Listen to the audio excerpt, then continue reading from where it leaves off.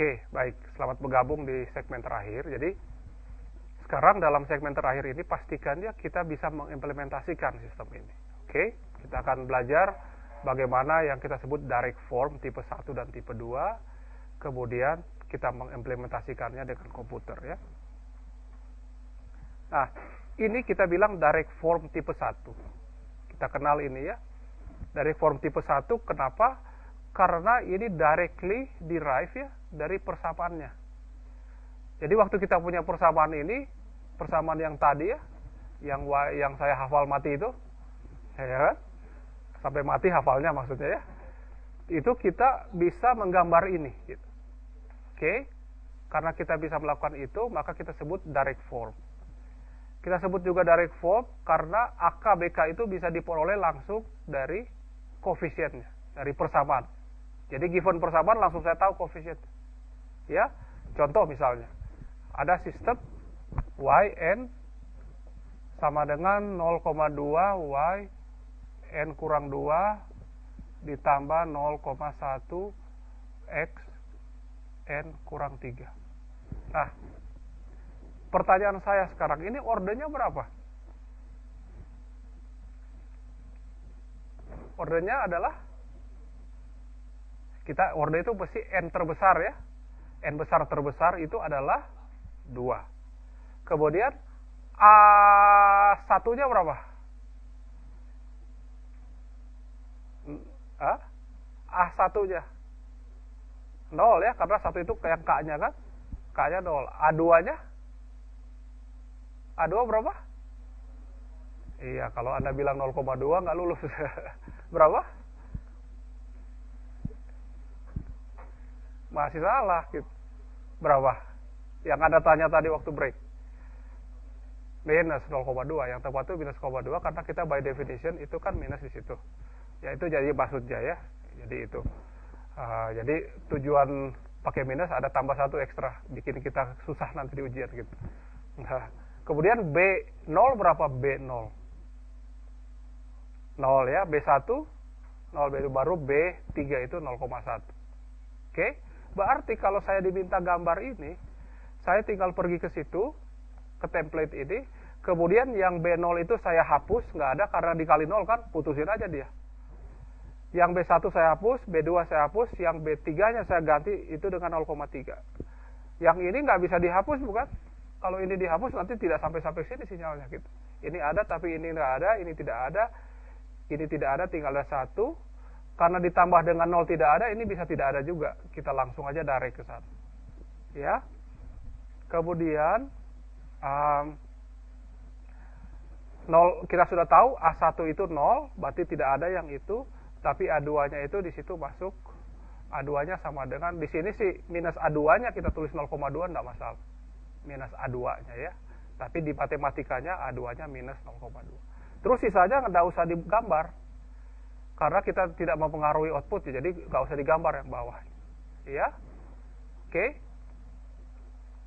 setuju ya? Jadi nanti gambarnya cuma ada ini,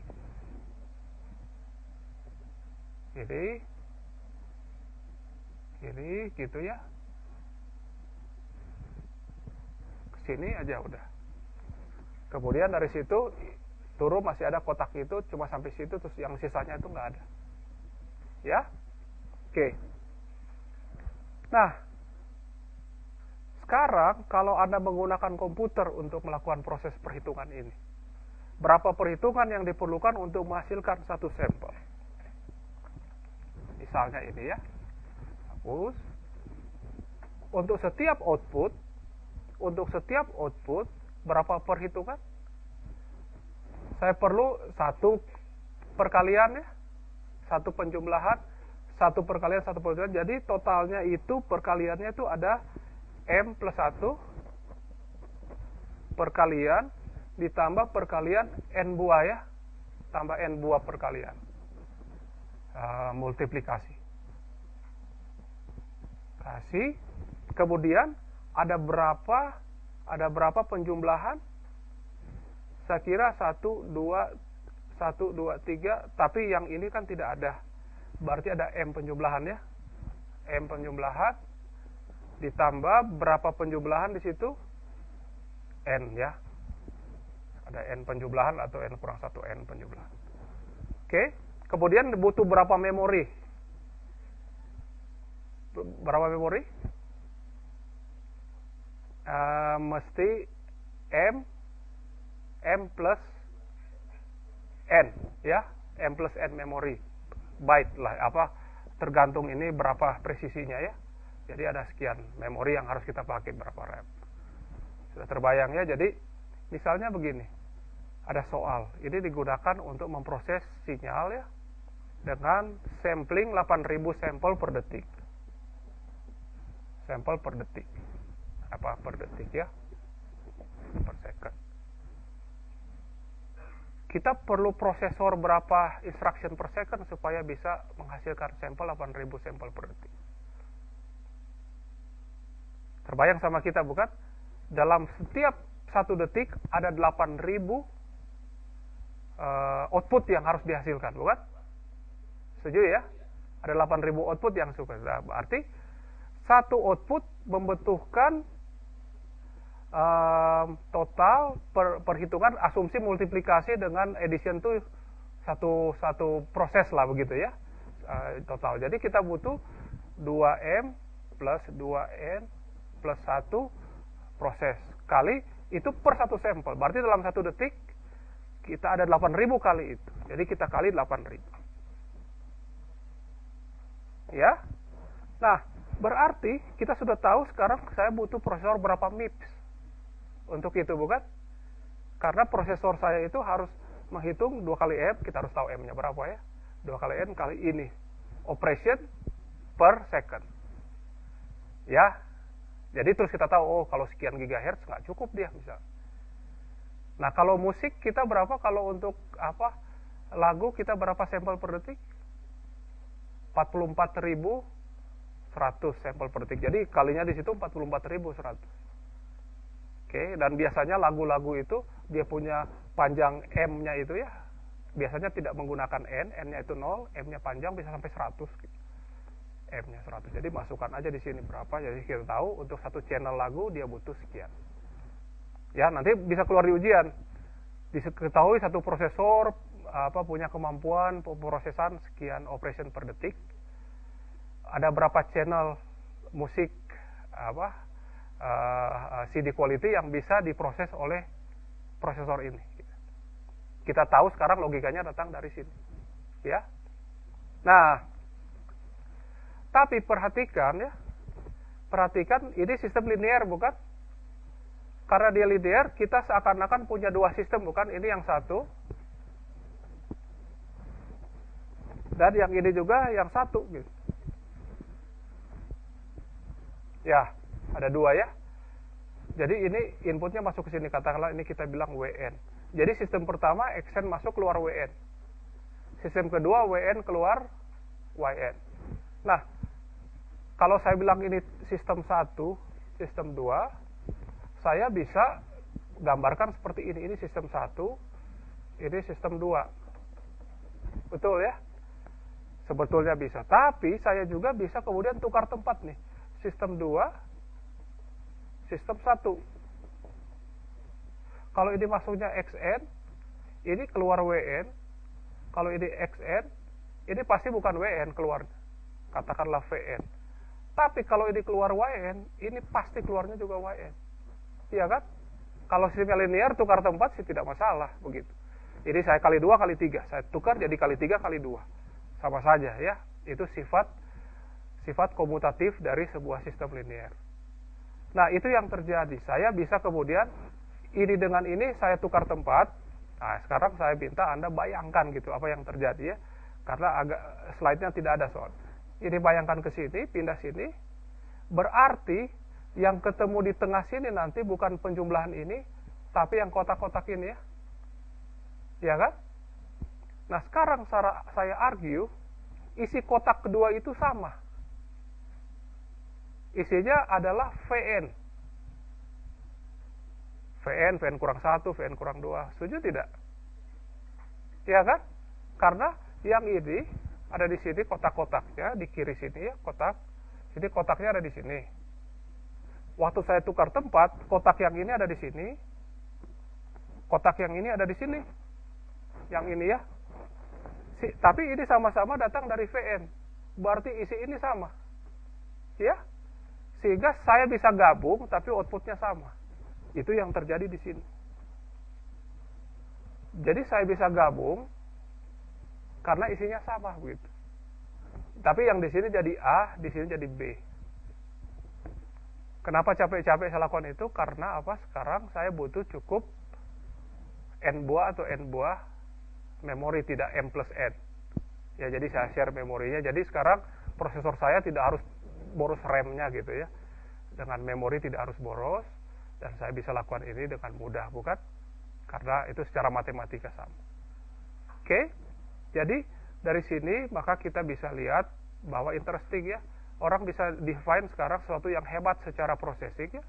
Tapi logikanya tidak ada di sini. Logikanya itu ada di sana, pertukaran itu begitu. Kalau kita langsung di sini, bingung kita kenapa bisa begitu. Tapi itu karena ada transisi itu. Ya. Jadi ini menarik sekali sebagai kasus interplay antara understanding, definition, matematika, dan graf gitu. Begitu grafnya berubah, logikanya juga bisa dibawa di situ. Oke. Nah, kita akan gunakan waktu singkat sekali ya untuk saya perlihatkan bagaimana kita bisa melakukan ini di komputer. Saya misalnya allowance spreadsheet misalnya ya. Saya buka spreadsheet. Oke. Kemudian dari spreadsheet ini, ini saya harus hapus biar nggak mengganggu.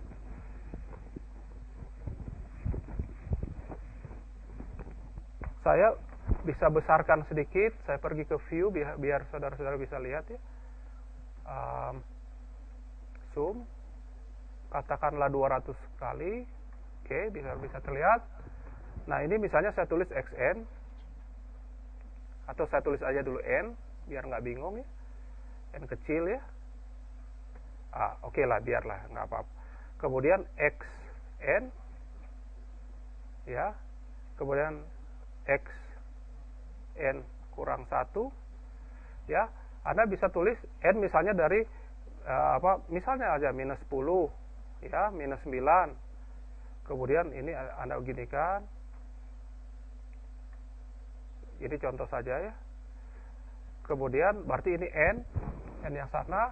Kemudian Anda punya sampel, katakanlah Anda bikin sama dengan sinus ya, dari katakanlah 0,2 kali pi misalnya kali n ya, misalnya ya, ini pi kali n, berarti saya punya input yang sinusoid nih ya kan, gampang ya, udah punya input. Sekarang karena rumus kita ada x kurang 1 xn kurang 2, kita cara nulis xn nya seperti apa? Kan ini xn. Kalau xn kurang 1 berarti yang di sini ini mesti sama dengan yang ini gitu. Ya. Yang di sini mesti sama dengan yang ini, yang sebelumnya. Oke, saya bisa copy ini ke sana. Dan seterusnya. Perhatikan bahwa yang di sini saya tidak bisa isi selama saya tidak tahu sebelumnya apa gitu. Oke, dan itu penyakitnya kalau kita harus pakai komputer tidak dari minus tethering sampai plus tethering. Kalau Anda butuh x n kurang 2, I think you got the idea ya, bahwa kalau udah begini sekarang gampang. Yang ini masih sama dengan ini. Ya. Kemudian ini saya copy ke sini juga nggak masalah. Dan terus. Ya. Kemudian katakanlah yn itu saya punya persamaan yn,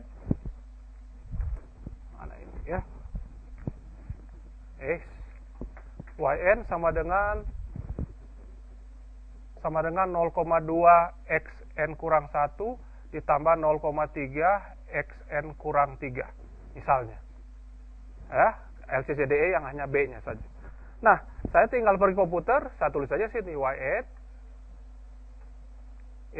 Ini Anda tulis aming juga nggak apa-apa di situ ya. Yn itu cuma label gitu ya. Oke. Nah, yn ini sama dengan apa? 0,2 kali xn kurang 1, berarti Anda ambil yang ini, xn kurang 1, oke. Ditambah dengan 0,3 dikali xn kurang 2 ya. Ini kan? Nah, ini outputnya. Yes. Udah, berarti then you get yang saya gambar-gambar di bawah sini itu Anda sudah dapat di kolom yang itu. Nah, seandainya saya bikin rumit sedikit, di sini itu ditambah dengan dikurang 0,1 kali y n kurang 1. Sedikit problem ya. Tapi tidak masalah. Sekarang gini. Kalau ini yn, berarti saya bisa tulis di sini yn kurang 1.